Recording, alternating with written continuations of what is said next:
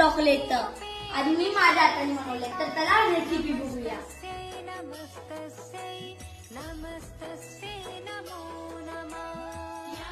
माझ्यासारखा तुम्ही पण कधी चॉकलेटचा नैवेद्य करून बघा. चॉकलेटचा नैवेद्य केल्यावरती लहान मुलं पण खुश,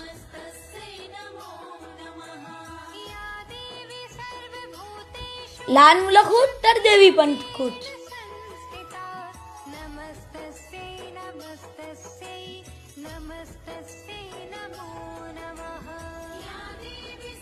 महालक्ष्मी